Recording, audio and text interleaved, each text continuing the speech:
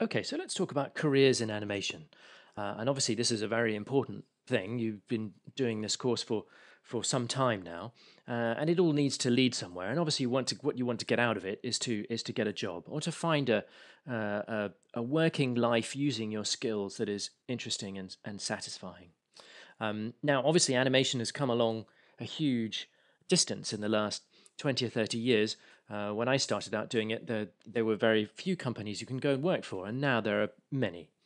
This, by the way, this image here of the women spinning is taken from the Charge of the Light Brigade. I think it's a nice image. Sometimes working in a Soho animation studio can feel a little bit like this. But what do we need to get a job? So I think there are five major ingredients. One is talent, the second is opportunity, the third is timing, the fourth is luck, and the fifth, of course, is persistence or stick to itness, as you might say. We'll come back to those in a bit, but first of all, let's begin with talent. And the way that people know that you're talented is by looking at your reel. That's why this course focuses so heavily on building a demo reel. And this is a reel by Tracy Chung, who was one of my students at Escape.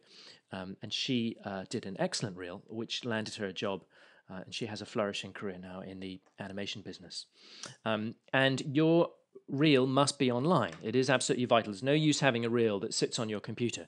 You've got to be online. You've got to be easy to find. And that means YouTube or Vimeo, or ideally both.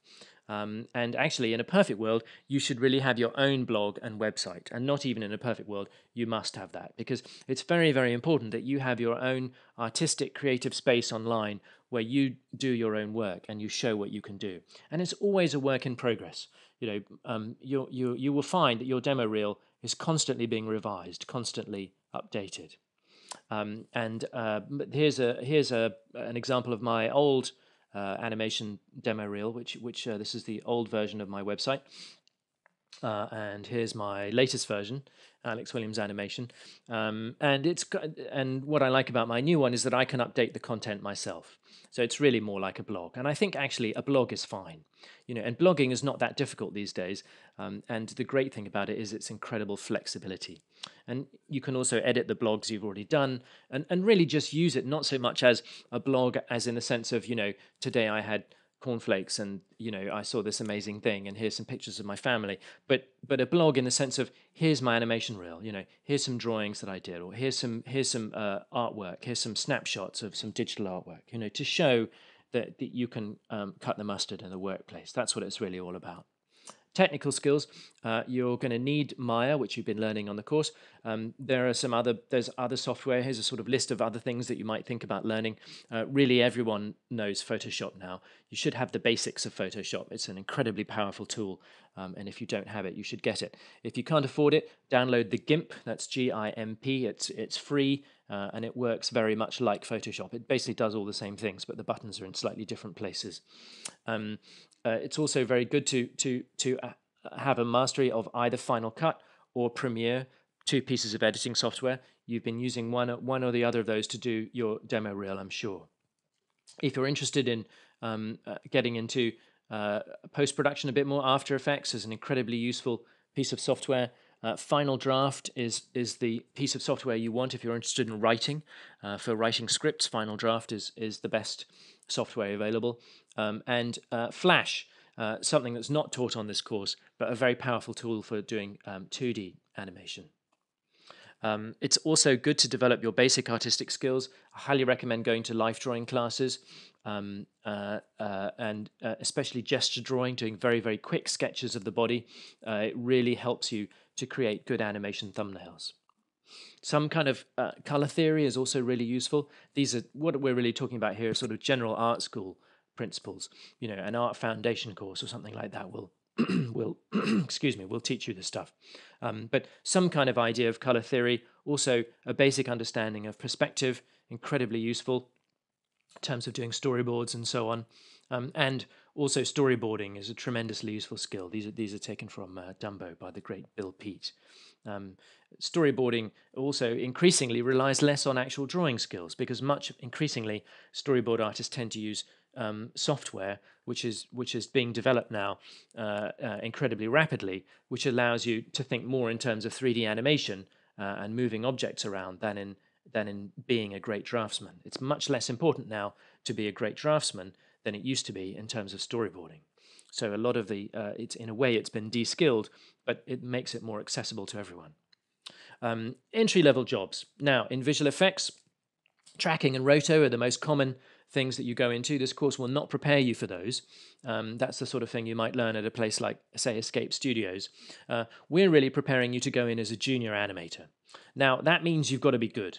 And this is me on Who Framed Roger Rabbit, and I started out as an in-betweener, and I was literally putting the in-between drawings, drawings in between other drawings on the film, and those jobs don't exist anymore. Which means you have to go in as a junior animator, and you have to be good. So you almost have to go into the industry fully formed now. And it is competitive. You know, animation is one of the more competitive jobs. And that's why we focus really on making sure that your reel is awesome and that it is free of mistakes. Now, how do you hear about jobs? Well, you're going to hear it on the grapevine. You know, people will talk about it down at the pub. There's LinkedIn. There's various film groups you can join on LinkedIn. Facebook, you can join Facebook groups, and we have an alumni Facebook group set up at Animation Apprentice so that you can keep in touch. There's AWN.com, Animation World Network. You should go on there, sign in, register, and make sure that they send you a weekly update of all the jobs going, because they will let you know when there are jobs available. VFXRecruit.com, Mandy.com. There are other places. You've got to make looking for work almost a full-time job. It's not quite that bad, but you do need your eyes and ears out there. Now in London, where I live, the big four in visual effects are Framestore, Cinesight, Double Negative, and MPC. Those are the biggies. But there are lots and lots and lots of smaller companies that also hire. These places all offer internships. So, you know, if you can't get actual paid work, it is worth doing an internship if you can afford it, because it gets you in the door. And that's the key thing, is getting you in the door, and then you can start to impress these people. At Cinesight, where I've spent a lot of time, they have a 12-week internship program for animators that they call Inspire. And Anna Ford at Cinesight runs that. And I know Anna, so say you studied under me at Animation Apprentice. They also hire runners. They say it's only 6 months' work. It can often be more, but it does tend to lead to an entry-level job afterwards. So it's worth sticking with it. Of course, we'd all like to work in Hollywood. Everyone wants to work in Los Angeles or indeed at Pixar. You know, they're great places to work. DreamWorks, Disney, wonderful places to work. I've had a really great experience working in the States on these big films. I've never worked for Pixar, but I've worked for pretty much all of the others. The big problem with working in the USA is you're going to need a green card. And that's the tricky bit. So unless you're a US citizen or unless you marry one, you're going to have to try and get one. And a green card, that is. There is a lottery. It's known as the Diversity Visa Program. So that's what you want to look at. And here's the website, www.uscis.gov. And watch out, there are an awful lot of scam sites which pretend to be official. To enter the actual official lottery is free. And any site that's charging you money is a fake. So, working in Europe, you can obviously, as a citizen of the European Union, you can work anywhere in Europe. So, if you're English, you can work in France, Spain, Germany, wherever you want to go. And one of the great benefits of the European Union, and one which is seldom appreciated.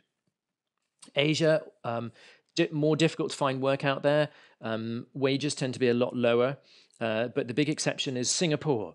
It's relatively easy to get a visa for Singapore. I say relatively. They only are really interested in hiring talented foreigners. But you know, if you fall into that category, you can get a work visa. It is possible to find work in Singapore, and there are lots of good studios out there now. It's become a real hub for the area. TV commercials, lots and lots of commercial studios in London, can be very well paid. Also, another advantage of commercials is the schedules tend to be short. It doesn't take over your life, and it can be interesting, and you get to multitask. You get to do lots of different things. So I actually highly recommend working on TV commercials. Who does them? Well, there's Partisan, Passion Pictures are excellent at them, and MPC have a big commercials division as well. Also, Aardman in Bristol do lots of commercials. There are some disadvantages. Clients can be annoying. You can be basically selling a lot of crap. But uh, it's it can be a very interesting life, and you can get to do interesting work. And if you get to work on something like the Meerkat ads for comparethemeerkat.com, then that can be really fun character work. So there's a lot to be said for it. Who else is hiring? There's some good websites. www.britfilms.com is a useful one. And there are always companies out there that are looking for talent. So you just got to get online, find lists, send in applications, and you've got to be persistent and look hard. If you want to go into games, you're going to need artistic and technical skills. A games reel, of course, is going to look different from a normal animation reel. You want emphasis on cycles, lots of walk cycles, lots of behavior cycles, lots of human actions. If you want to go into games, make sure that you use relatively realistic characters. So don't do a walk cycle with Willy, do a walk cycle with Heavy. That's the kind of thing that's going to get you hired in the games industry. EA Games is huge. They're based down in Guildford in the UK, and the games business is growing very, very fast, much, much bigger than the movie business, which has basically been flat for about 10 years now. Games, they usually use Maya, which is a good thing. There's a lot of motion capture you're doing, but really you don't need to be afraid of motion capture, although we haven't done any of it on the course because of the technical difficulty of doing it remotely. Mocap is really you're just cleaning up curves. It's almost as if you've had an animator who's come along and done a rather bad job, and now you've got to tidy it up. So if you can animate, you can do mocap. It's really not it's not that difficult. Working in game studios is actually quite fun. I think animators like it. It tends to be very collaborative with artists and programmers working together in pods or groups. Of course, one thing about game animation is it's got to look good from any direction. When you're working on film or TV, you're always working to camera, whereas with games, it always needs to look good from any angle. It can be less fun on games, I think, because mocap has made it easier. Motion capture does most of the work for you. Cleaning up motion capture curves isn't as difficult, and therefore it's a bit less skilled, and therefore the pay can be a bit lower. So what do animators actually earn in London? The subject of filthy lucre. Here's a list. A junior rate is probably £75 to £100 a day, something like that. But actually, and a supervisor can get as much as this. But I would say, actually, even as I look at these numbers now, I would say these numbers probably held good a couple of years ago, and I would say that rates are probably a bit lower now. The impact of the credit crisis and also the impact of global competition has driven down wages to some degree. In the last at the time that I'm making this, London has been losing ground to places like Canada and other lower cost producers. Now, you must get used to rejection. Very, very important. And you mustn't take it personally. You're going to get rejection letters. Or actually, you're not going to get rejection letters. You're just not going to hear back from people. That's the most common. The most common response is no response. And that sounds depressing, but it is unfortunately true. And that's why it's important to cast your net wide. And just make as many applications as you can. The most important thing, as I've said before, is your demo reel must be free of mistakes. If your demo reel has mistakes in it, you won't get hired. If your demo reel looks good and is free of mistakes, you will get hired sooner or later. It's just going to be a question of time. Now, interviews. Basically, by the time you get to interview, they're pretty much minded to hire you. That's usually the case.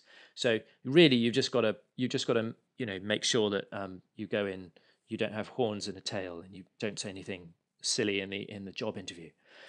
Very important that you do cut your reel to suit the company you're applying for. If you're applying for work on The Hobbit, they want dragons, right? So you're going to have dragons on your reel. Also, whenever you apply to a company, find out the kind of work that they've done. If you're applying for Blue Sky Studios, watch all of the Ice Age movies and love them. Also find out what is the project. If you can, find out what they're hiring you for. Find out a bit about that project and love the project. Say how much you like the project, But basically put yourself in their shoes. What are they looking for? They're looking for somebody who loves the work that they've done in the past, is really excited about the project that they're about to do, and really, really wants to work long hours and do whatever they're told. That's what you're looking for when you're hiring. You're looking for enthusiastic people who really, really want to work on the project. Also, try and find out who's going to interview you. Who are they? What have they done? Flatter them a bit. Find out what they've worked on. You can look them up on imdb.com. Everyone's on IMDb now. And tell them how much you love their work. People like that stuff. I mean, don't lay it on too thick, but if you show appreciation for work that the person hiring you has done in the past, they will like that, guaranteed. So studios are looking for people who are talented, obviously. Does not complain. This is very, very important. Nobody likes a whiner. And hours can be long on animated films. So most studios want to know, can you hack it? Can you put up with a lot of hours? And that's unfortunately the reality of it, especially when you're in at the bottom. But that's part of the deal in this industry. So when you go to interview, obviously you always bring a copy of your CV. Just bring, even though you've already sent it in digitally, don't assume they'll have printed it out. They might well not have done. So bring in a couple of copies. Also bring in a copy of your demo reel. Again, you've probably sent it in to them. Don't assume they'll have it at the interview. They might well not. Lots of companies are dysfunctional, especially in organizational terms. But what I usually do, if I have to go in and talk to someone about my work, I just bring my laptop. And I just play my reel on the laptop. And usually everybody's fine with that. And why wouldn't they be? It makes it easy for them. Should you have a business card? The answer to this is yes. Always have a business card. And at the end of an interview, always hand out business cards. I like this little company here, moo.com. They do really good, cheap business cards. They're about 15 or 20 pounds for a pack of 50, and you get to design it yourself. And it's fun, you design your own card, throw them away when you get bored of them, get new ones. It's always good to have a card. Makes you look professional. Now, interviews, what do you not do? At an interview, never, ever, ever ask how much you're going to be paid. That sounds counterintuitive, but the truth is this will be handled by a separate department. Typically, the person who interviews you will be a creative. The person who's going to decide on your pay is going to be a human resources person. The person interviewing you probably won't even know what the money is, and they don't want to. You don't want to give the impression that that's what you're interested in. Obviously, it's what you're interested in. It's what we're all interested in. Everybody needs to be paid. We have to pay the rent, but you just don't want to say it. That comes later. Don't tell your interviewer you want to direct. When they ask you about your personal development goals, which they will, don't say that you want to direct movies. Again, I know that sounds, you probably do want to direct movies, but the thing is you're not being hired to do that. You're being hired to do grunt work. That's the brutal reality at the bottom of the heap, is you've got to get in and you're going to do long hours of toil on difficult stuff. But if you tell them you want to direct, they're going to think, oh no, we've got a dreamer who's not going to want to handle the difficult stuff. The other thing you don't want to do is don't wear a suit. I know this sounds obvious, but some people, you'd be amazed. They get up in their Sunday best and they go in. Your visual effects, animation, just wear what you normally wear. Don't look scruffy. Obviously, don't have t-shirts with obscenities on them. Try and look tidy, but suits are not necessary. And once you're hired, when you actually get to your job, it's incredibly important to. This is my checklist for first day at work. Number one, learn everybody's name. And it's harder than it sounds. You go to a company like Cinesight or Framestore. There are hundreds of people in the building. Make it your job to learn everybody's name and remember them. And you will find that it is much easier to stay in an organization where people like you. And people like you if you remember their name. Very, very important. And try and figure out a system so that you can remember everybody's name. Secondly, love the project you're working on. Don't moan about it. There may be problems with the project. There usually are. There are almost always management problems. But nobody likes a complainer. So make sure that you love the work and maintain a positive attitude. That's what most companies are looking for. And the moaners tend to be first out the door. So that's a general jog through the business of getting hired, job opportunities, and what to do, how to find them, and what to do when you get there. It's just an introduction, but hopefully there's some wisdom in there accumulated over the years. And good luck.